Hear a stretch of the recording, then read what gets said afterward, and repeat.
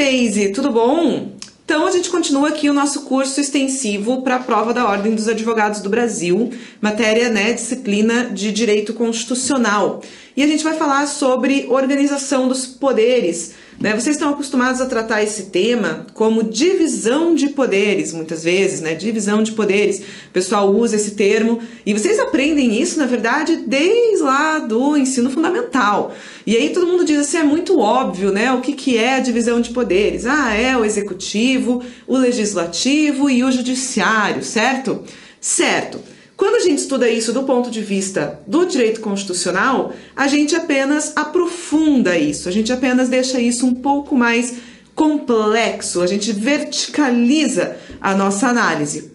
Por quê? Porque Constituição basicamente é definição de direitos fundamentais e organização do poder. Quando eu falo organização do poder em relação ao território, a gente já estudou isso quando estudou federação, e agora a gente vai falar sobre organização do poder em relação às funções que o poder exerce. Então, até no meu slide ali, vocês podem ver que eu não gosto muito de chamar de separação de poderes ou de organização de poderes, porque eu considero, assim como todo constitucionalista, que o poder é um só e emana do povo. O que se divide, na verdade? O que se divide não é o poder, o que se divide são as funções que o poder exerce. E aí sim nós dividimos essas funções em 3 tipos de funções básicas, que é a função legislativa, a função executiva, administrativa e a função judiciária ou judicial, Nós temos 3 tipos aí de funções que são exercidas pelo Estado. Uma coisa que é importantíssimo eu comentar com vocês, tá? Me desculpem aqueles que já sabem isso muito bem, mas é porque realmente eu vejo quando eu tô lecionando, principalmente para graduação, ainda muita confusão sobre isso, e aí eu botei em vermelhinho ali do lado. Ministério Público, crias, não é poder, ok? Ministério Público não é poder. Ministério Público é uma entidade diferenciada, sui generis, que é uma função essencial à justiça, não é um poder, tá certo? Poder é legislativo, executivo e judiciário, cada um com a sua função típica. Como assim, professora, com a sua função típica? Vou rememorar isso para vocês, então. Cada um desses poderes, ou cada uma dessas funções, cada um desses poderes exerce uma função que lhe é típica. A função típica do poder legislativo é o quê? É identificar um problema social, identificar uma questão que não está regulamentada, identificar uma questão que está bagunçada na sociedade e regulamentar isso através da criação de uma legislação. Então, por exemplo, eu sou um legislador, o que eu preciso fazer?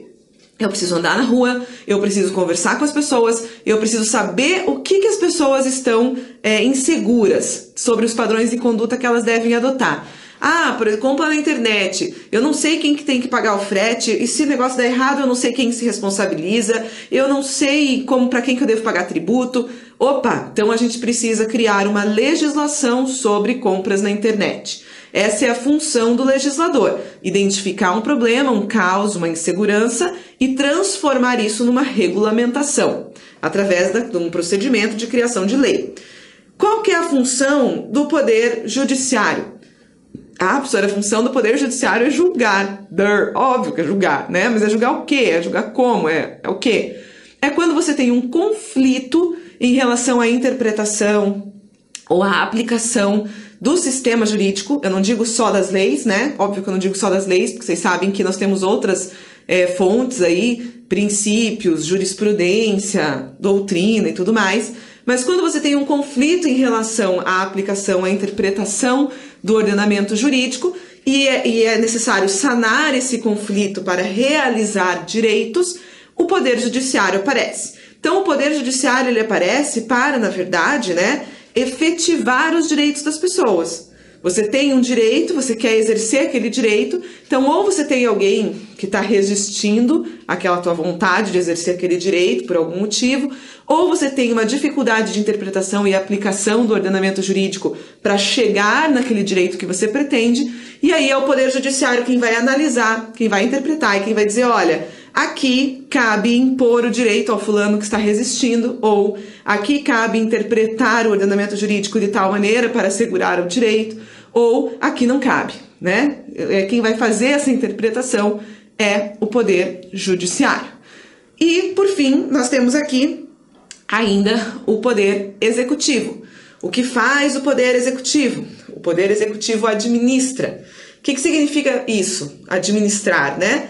O Poder Executivo cuida do dinheiro e ele cuida da força.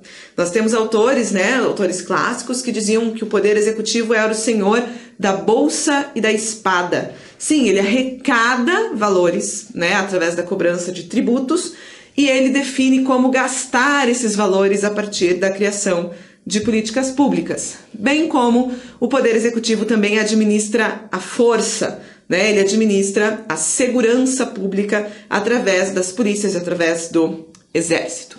Então é o Poder Executivo quem tem o uso, se vocês lembrarem um pouquinho de Weber lá, da violência legítima, né? Ah, precisa cumprir uma decisão judicial. Quem vai na sua casa obrigar você a cumprir essa decisão judicial?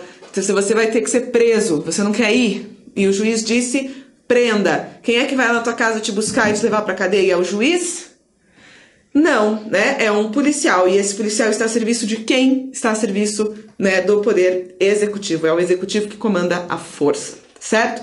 Então, cada uma dessas funções típicas de cada um dos poderes da República.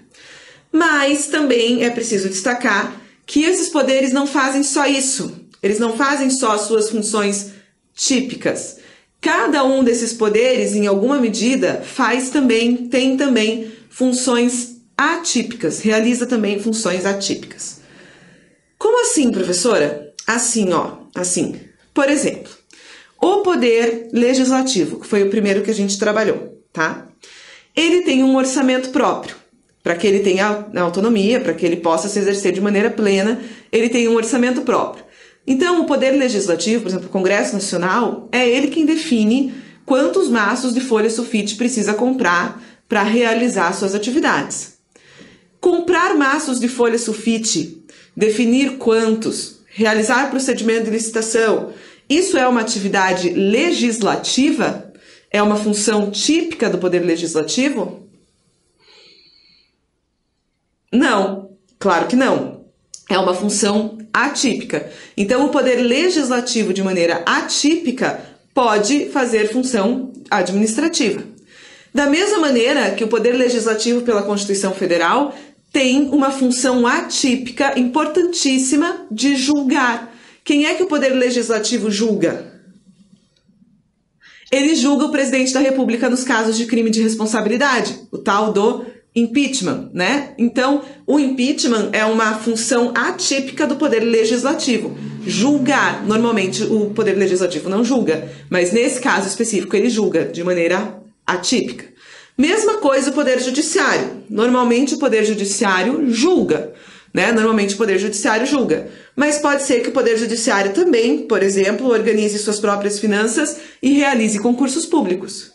Será que publicar um edital de concurso público, aplicar uma prova de concurso público, definir uma remuneração, definir uma quantidade de vagas a serem preenchidas, isso é atribuição judicial? Não, mas é o judiciário que faz em relação aos seus próprios servidores numa função atípica de administração. E o Poder Judiciário também tem função atípica de legislar? Tem, por exemplo, quando ele cria o seu próprio regimento interno dos seus tribunais, né? Ele pode, então, atipicamente também legislar. E, por fim, o poder, né, o Poder Executivo, ele também tem função atípica de legislação, né? O Poder Executivo também tem função atípica de criar legislação em alguma medida, quando ele cria lá suas portarias, suas resoluções e tudo mais.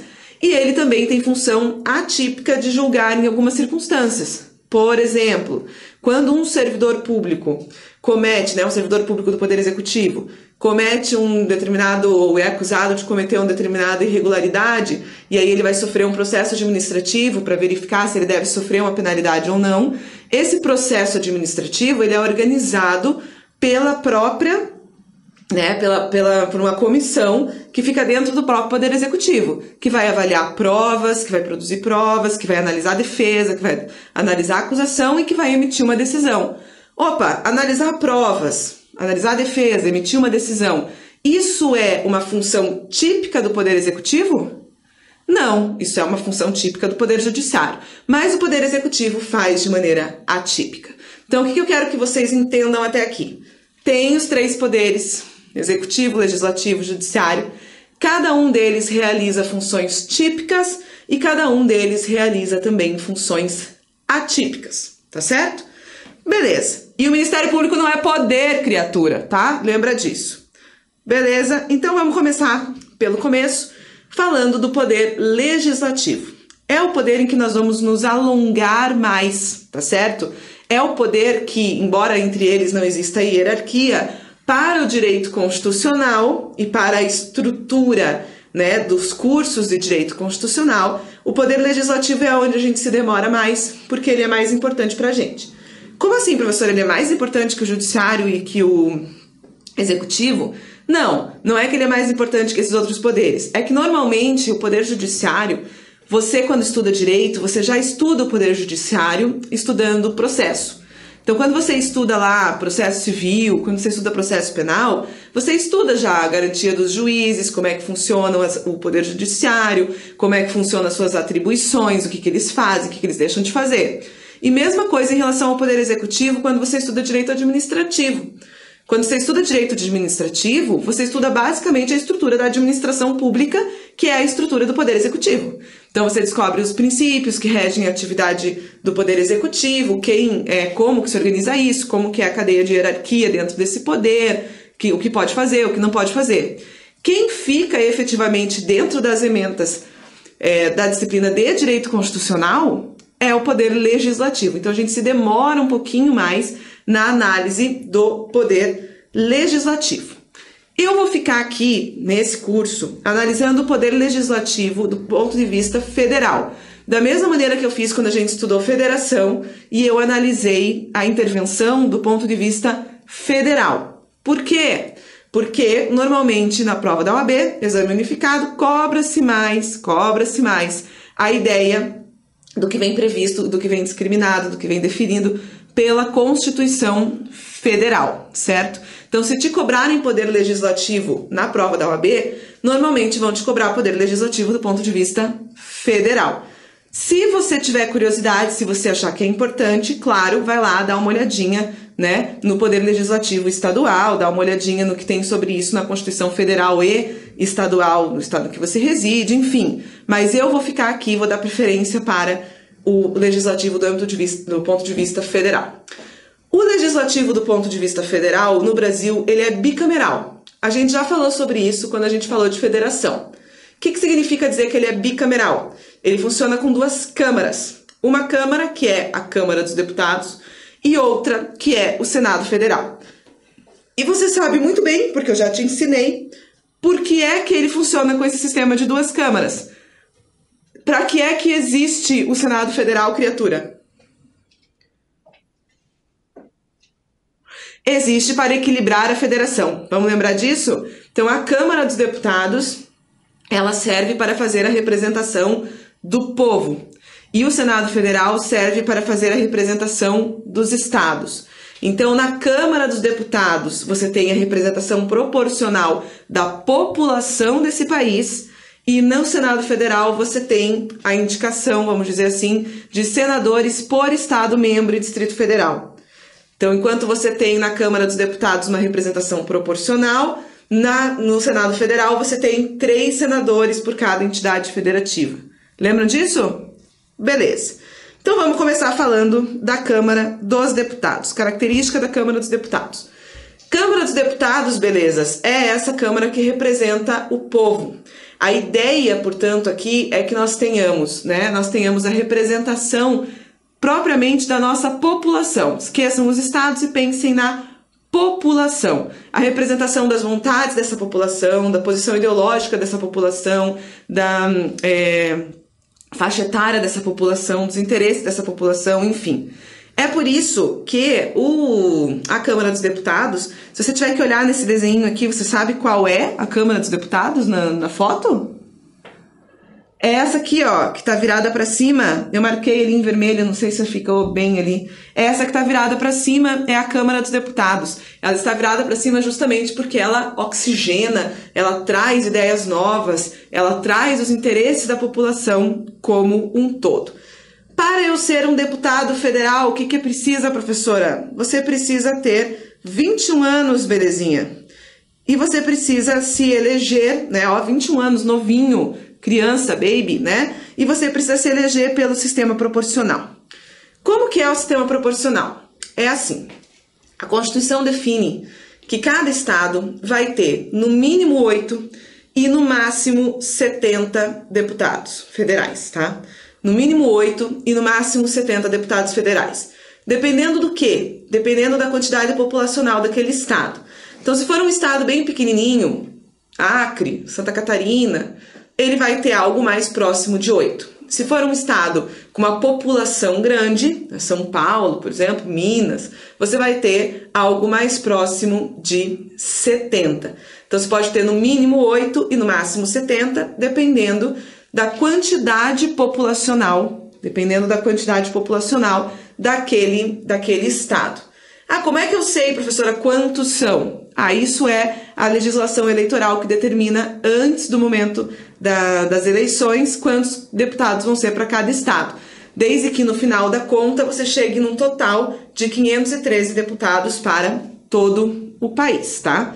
Então é mínimo de 8, máximo de 70, somando tudo, 513 para todo o país. O critério de eleição aqui, como que ele funciona? Você vai pegar, e aí está escrito ali no nosso slide, a quantidade de votos, ok, dentro daquele estado, e vai dividir pelo número de vagas que aquele estado tem direito no Congresso, na Câmara dos Deputados. Esse número que a gente vai chegar, a divisão do número de votos pelo número de vagas, é o que a gente chama de quociente eleitoral. Cada vez que um partido ou uma coligação de partidos bate esse número, ele leva um deputado para a Câmara dos Deputados, tá certo? Cada vez que um partido ou uma coligação de partidos bate o número do quociente eleitoral, alcança o quociente eleitoral, ele leva um parlamentar para a Câmara dos Deputados. Ele tem direito a uma vaga. Então isso aqui é bem interessante para vocês refletirem no seguinte, vocês compreenderem uma porção de coisas. Em primeiro lugar, aqui nós queremos uma representação proporcional em relação à quantidade populacional. Então, um estado pequeno vai ter menos deputados do que um estado pequeno, quer dizer, um estado com baixa densidade demográfica, ele vai ter menos deputados do que um estado com alta densidade demográfica, beleza? Essa é a primeira coisa que eu preciso que vocês saibam. Depois aqui, nós estamos buscando uma representação proporcional ideológica também dessa população. De modo que a eleição aqui, o voto aqui, ele não é um voto dado ao candidato, ele é um voto dado ao partido ou coligação de partidos. Por isso que eu falei para vocês, olha, a gente tem um critério numérico para garantir uma vaga para um partido ou coligação de partidos. Qual que é o critério numérico? Você divide a quantidade de votos daquele estado pelo número de vagas que aquele estado tem direito. E aí, o partido ou a coligação que alcança esse número, ele tem direito a uma vaga na Câmara dos Deputados. Isso faz com que, em algumas situações, um partido, ele possa receber, um determinado candidato, ele possa receber uma enorme quantidade de votos. Mas se ele não bateu o quociente eleitoral, ele não vai levar nenhum deputado para a Câmara dos Deputados. De outro lado, você pode ter um partido que com um candidato só fez uma quantidade de votos astronômica e bateu o quociente eleitoral várias vezes. Nesse caso, o partido ou coligação vai levar vários parlamentares para a Câmara dos Deputados. Explicar isso aqui para vocês. Vamos pensar assim, ó. eu tenho lá um partido, tá certo? Que ele tem um candidato. Esse candidato, vamos pensar que o quociente eleitoral seja 20, tá? Dividir o número de vagas pelo número de votos, o quociente eleitoral é 20. O meu candidato, ele teve 18 votos. Eu vou conseguir levar esse candidato para a Câmara dos Deputados? Não, de jeito nenhum, não vai levar. Agora vamos pensar que o outro partido é um partido que tem um candidato que alcança muitos votos, por exemplo, um Tiririca da vida. E o Tiririca faz 40 votos. Quantas vezes ele bateu o quociente eleitoral? Bateu o quociente eleitoral 2 vezes. Então vai o Tiririca e vai mais algum outro que está nessa mesma chapa, tá certo? Que é o segundo mais votado. Mas vamos pensar que esse outro tenha poucos votos, tenha 10 votos. Ele vai? Vai. Porque ele vai, né, na rabeira, vamos dizer assim, dos votos que foram alcançados pelo Tiririca. Porque aqui se elege considerando bater o quociente eleitoral. Então pode ser que o cara que teve 18 votos lá naquele nosso primeiro exemplo, né, ele não se eleja porque o partido dele não bateu o quociente eleitoral. E o que fez menos votos, fez 10, ele se eleja porque o partido dele bateu o quociente eleitoral 2 vezes e aí vai levar 2 pessoas para a Câmara dos Deputados. Então a eleição para a Câmara dos Deputados, gente, marquem bem na cabeça de vocês, é proporcional, tá? E os votos são dados aos partidos e coligação de partidos, não são dados aos candidatos, tá certo? Beleza. O que mais que você tem que saber sobre a Câmara dos Deputados? O mandato dos deputados federais é de 4 anos, corresponde ao que nós chamamos de uma legislatura. Então, Câmara dos Deputados. Câmara dos Deputados. Casa de Representação do Povo. Eleição pelo critério proporcional. Candidatos podem ser eleitos a partir de 21 anos. Eles são no total de 513. Cada estado tem direito a no mínimo 8 e no máximo 70. Os votos são dados aos partidos e coligação de partidos. Se elegem aqueles que conseguem bater o quociente eleitoral. E o mandato do deputado é de 4 anos, que corresponde a uma legislatura. Essa é a nossa primeira casa, né? Vamos olhar a nossa segunda casa. Segunda casa, o Senado Federal. O Senado Federal vocês conheceram, vamos dizer assim, quando a gente estudou federação. Senado é a casa de equilíbrio da federação. Por quê? Porque se você tivesse só a Câmara dos Deputados, você poderia ter um problema seguinte. O Acre tem 8 e São Paulo tem 70 deputados, tá? Em determinados tipos de votação de projetos de lei, pode ser que o Acre tenha um interesse e o São Paulo tenha outro interesse. E aí sempre quem ganharia? Sempre ganharia São Paulo, porque São Paulo teria um número maior de votos do que o Acre, certo? Então o Acre poderia ser oprimido por São Paulo nas votações dos projetos que lhes fossem interessantes. Por isso que numa federação a gente estipula que além da Câmara dos Deputados, que faz a representação dos interesses do povo, nós temos também o Senado Federal, que faz a representação dos interesses dos estados. No Senado Federal, tanto São Paulo como o Acre têm o mesmo número de senadores, 3, né? 3 por cada entidade federativa, que somando tudo vai dar a quantidade de 81, tá certo? Então todos eles têm o mesmo número de senadores. Aqui eles se equilibram. Se eventualmente lá na Câmara São Paulo ganhou, vamos dizer assim, né, do Acre naquela votação, porque tinha muito mais parlamentares de São Paulo, aqui no Senado Federal isso não vai acontecer, porque no Senado Federal todas as entidades federativas têm a mesma quantidade de senadores. Esse órgão legislativo, que é o Senado Federal, ele é mais conservador. Por isso que quando o Oscar Niemeyer fez o desenho ali do Congresso Nacional, a casa que corresponde ao Senado Federal é aquela que está virada com a cúpula para baixo. Ela é mais conservadora, ela é a casa revisora e ela tem, por isso, um perfil mais moderado. Como assim? Olhem lá, para ser deputado federal eu tinha que ter quantos anos? 21. Para ser senador eu tenho que ter quantos anos? 35. Para ser deputado federal eu tinha um mínimo de 8, máximo de 70 e era eleito com os votos do meu partido ou da coligação de partidos. Para ser senador, né, eu tenho 3 por estado. Será que é mais fácil me eleger deputado ou me eleger senador? Claro que é bem mais fácil me eleger deputado, né? Normalmente, para você se eleger senador, você já tem que ser um político com uma carreira sólida, porque vão ser poucos senadores para aquele estado, certo? E você vai ter que se eleger com votos próprios, você não vai se eleger com votos do seu partido. O sistema de eleição dos senadores é o sistema majoritário, não é o sistema proporcional. Então lembrem lá, o sistema proporcional era aquele que você se elegia pelo quociente eleitoral. Se o teu partido alcança o quociente eleitoral várias vezes, todos aqueles, né, todas as vezes que ele alcança o quociente eleitoral, tem direito de levar um parlamentar à Câmara dos Deputados. Aqui é diferente. Aqui se elege pelo critério majoritário. Então, aquele que foi mais votado é o que consegue a vaga, independentemente da quantidade de votos do partido. Então, aqui a candidatura ela é mais individual, vamos dizer assim, certo? Ela é mais individual, então você tem que ser mais forte para conseguir se eleger senador. E o mandato de um senador, ele é de 8 anos, se alterando em 1/3 e 2/3 a cada 4 anos, entendeu? Ah, entendeu? Vou passar para o próximo slide. Mentira, eu sei que você não entendeu, vou te explicar isso melhor. O mandato do senador, ele é de 8 anos, tá certo? Ele não é de 4 anos como o do deputado. Então, o mandato do senador, ele corresponde a 2 legislaturas, vamos dizer assim, né? 4 anos e 4 anos, formam 8 anos. E eles são alternados em 1/3 e 2/3. Então, como é que funciona isso? Na primeira eleição, você elege um senador, tá certo? Dali a 4 anos, você troca 2 senadores.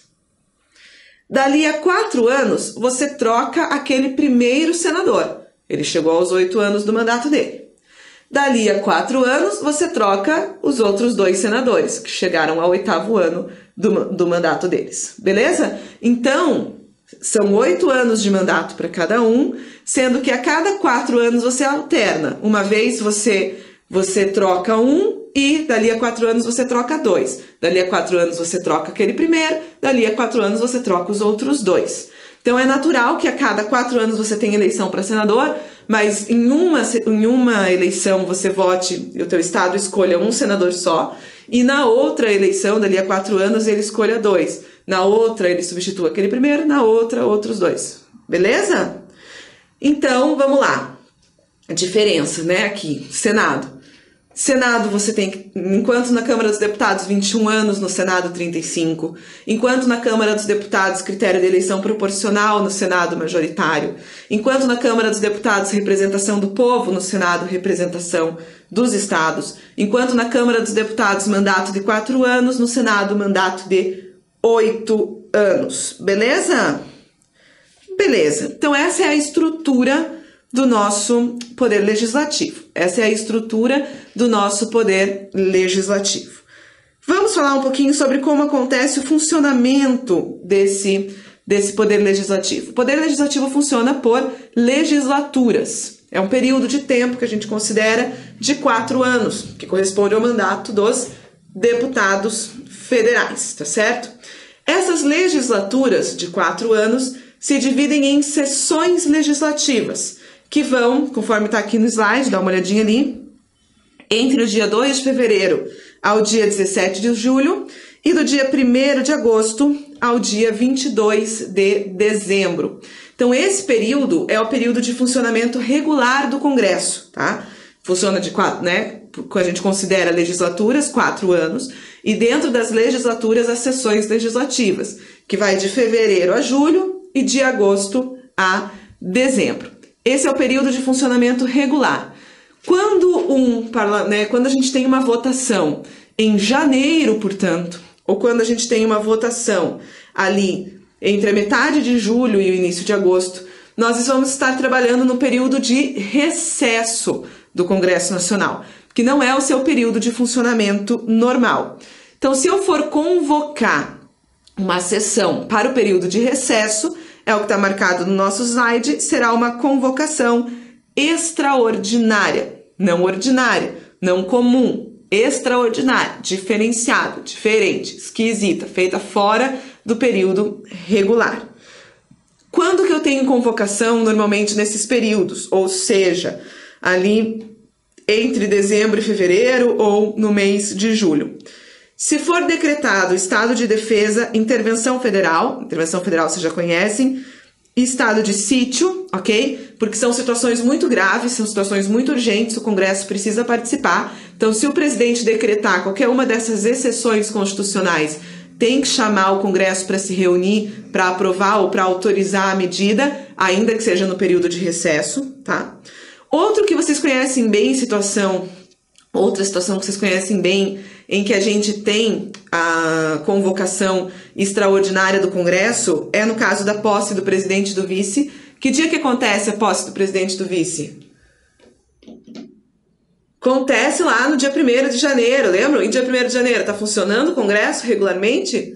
Não está funcionando regularmente. Então, eles são convocados, nós consideramos uma convocação extraordinária, porque é o Congresso que imposta o presidente e o vice. Então, eles precisam estar lá e, como estão no período de recesso, é uma convocação extraordinária.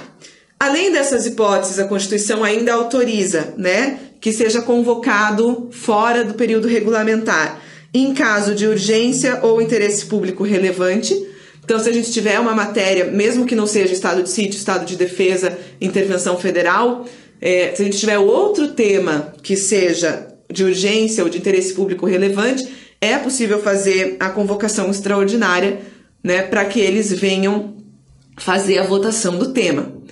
Aí aqui tem uma curiosidade, tem uma questão bem interessante que eu queria comentar com vocês, que é a seguinte.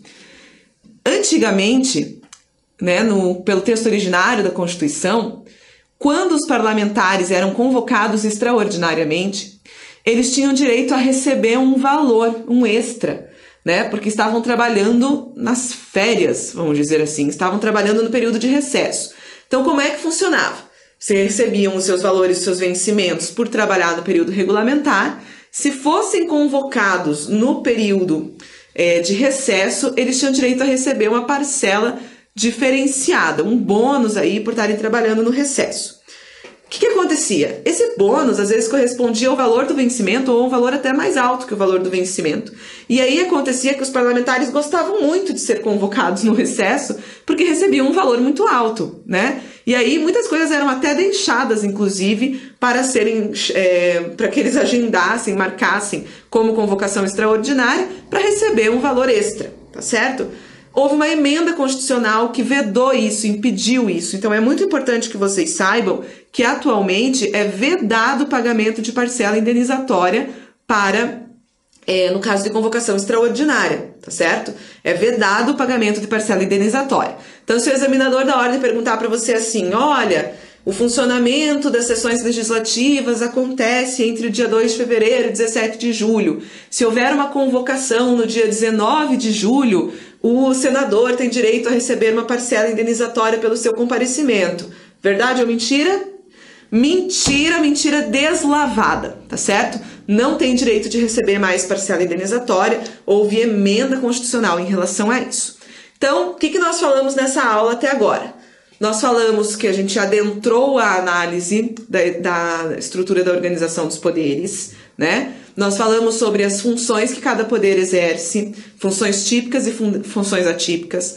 Nós falamos que Ministério Público não é poder, né? Não é poder.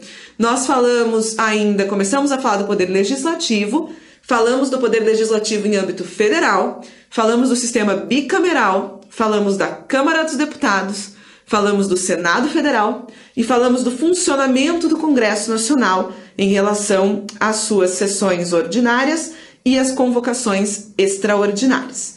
A gente continua falando de poder legislativo na próxima aula, mas agora para falar sobre processo legislativo. Beleza? Eu aguardo vocês lá então. Até daqui a pouco. Beijos!